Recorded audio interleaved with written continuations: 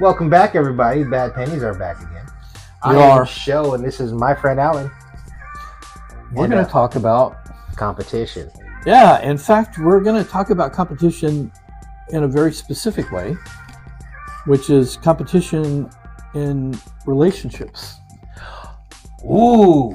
Competition in relationships. So before we get into competition in relationships, I can just say, how many of you men out there like to compete? Pretty sure that's Like all of you, right? yeah. Yeah. In some way or another, whatever it is you like to compete in. Sometimes it's friendly, sometimes it's adversarial, but competition. But we're competing to be successful. We're competing at work. We're competing with our buddies. Yeah. You know, whatever sports or games. Yeah. I was gonna say even a game, even a basketball game. Is Sometimes I compete with the computer. I mean, just beat that sucker down. And right now we're competing with the algorithm. Exactly, we're competing with the algorithms out in the world. So we like competition, and the beautiful thing about men is that we like to compete so much that it really does motivate us to do almost everything that we do. Okay, that's fair. It literally comes into play in almost everything that we do. And so what we're not going to talk about today, which we have talked about in the past, which is commitment. Now, commitment is a motivator, but the beautiful thing about commitment is it motivates you without having the need to compete. Because once you commit to something and surrender to it, then you have to do what the commitment says. And so you don't have to worry about whether you want to compete or not. I mean, you can bring that in, I suppose, but most importantly, it is your conduct and behavior is all based in you living honorably and committed. But outside of that, we just like to compete. Okay. Sometimes it's fun. Sometimes it's just all about winning. Yeah. Being the best at something. Do you think women have that same sense of competition? Women don't like to compete in the same way, but women are very competitive, especially in areas of with each other around relationships. Women can get competitive when it comes to relationship. Against other women? Yeah. Okay. Yeah, absolutely. So how are we talking about competition in relationships today? So we're going to talk about how this inherent desire to compete that men have, and how it is not appropriate in a relationship with a woman. Do tell. It's not appropriate. So how? We're already getting the thumbs down, thumbs up. All right. So the problem with relationship, with competition, is that what it requires is to get your ego. Your ego, gets engaged when you're competing, and all you want to do is be right or win. Right? Okay. To be better, different, special, right? That it's all king of the hill, the best, and bringing that context into a relationship is not good for the relationship. It's the opposite of being good for the relationship. It's terrible for the relationship. It kills it. It destroys it. It diminishes it. It chops it down. I have a way of looking at relationships that are created when men and women come together, or any relationship really. I mean, it doesn't matter whether it's a heterosexual relationship. It's still a relationship. And when people come together, they create a relationship. And I like to think of that relationship as a living entity, like a tree. It's a tree. And it has roots and a base and a trunk, and then it has branches, and it has leaves, and it has flowers, it has fruit. right? Well, flowers, and then flowers turn into fruit, Most right? trees. So it can bear fruit. Okay. And in order for it to survive, it has to have proper nutrients, it has to have good soil, it has to be sitting on a good foundation, the roots have to be healthy, nutrients getting in. The trunk of the tree, which transports all of the nutrients to the leaves, it has to be functioning properly, right? And if you cut into the trunk of a tree, people don't realize that when you cut into a tree, you cut off the flow of sap in a tree, and so it can die. You can cause a lot of damage by cutting a tree. Yeah. Not, and some trees more than others, but again, this is a concept. It's a concept. So, and then it needs sunlight. Very important. Water. Right? Okay. And sounds like a good recipe. And there are many things that can cause damage to the tree, and it's the same thing in a relationship. So you think about a relationship being a tree, you've got to take care of it. Okay. You got to make sure that it's nurtured properly. How does this flow into competition, though? Well, competition is like taking an axe to the tree. So you're saying that men and women shouldn't compete in their relationship? They should not. They should not compete in the Compete relationship. how? What are we talking about as far as like when you see men and women competing? Let's just talk about ways they do. All right. Yeah, that's what I'm It's saying. just the ways that they compete. They compete sadly over everything, and it's real natural for men. But we're not even going to talk about how women get into this, all right?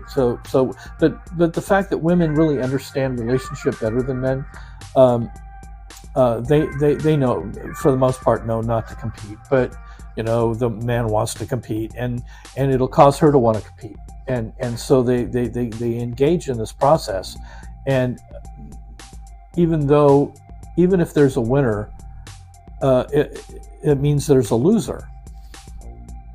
Okay. Right? So if one wins, the other one loses. That's not good for a relationship. No. All right? You I can can't. see that. Yeah, it's not good. It doesn't matter who, if the man wins, then she loses. And if she wins, he loses. And it all degrades the experience. It degrades the relationship. Okay. So, and even if there isn't a defined winner, then it's still an empty activity. It doesn't produce bonding. It doesn't increase the depth. It's not nurturing the tree. It's not shining sunlight and nutrients and water on the tree, right? Okay. I call it taking an axe to the tree. Okay. Competition is like taking an axe to the tree. And every time you compete and you have a winner and a loser, you've taken a little axe to that relationship. But what is it that men and women compete about that they shouldn't be competing about? Give me an example of something that... they compete over parenting. Okay. They compete over finances. They compete over... Who's got the better idea on what to do with the finances? They compete over just everyday things.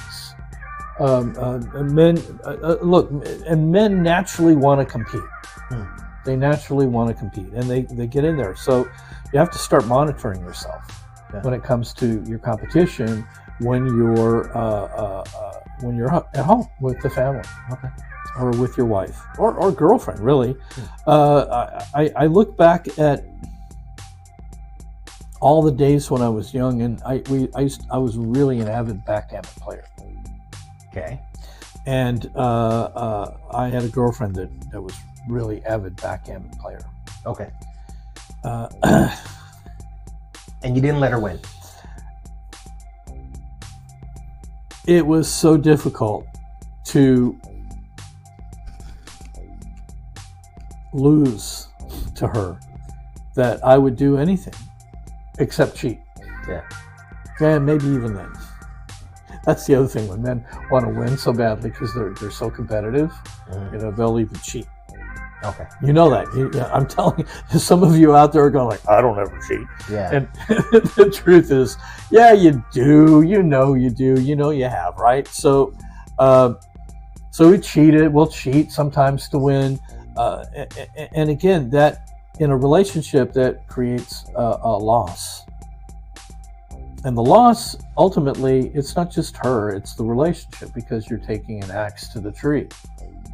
So keep your competition to your career, to improving yourself, to being a better man, to honing your skills. Okay. Things that competition can actually be a productive process, and keep it out of the relationship. I know that there's families like to play games, and I'm not saying don't do that, right? Yeah. I'm just saying take your competitive spirit and set it out the door. Put it outside. Just take it out on the porch and leave it out there and come back in and have fun with your family and enjoy the experience, and don't worry about winning or losing.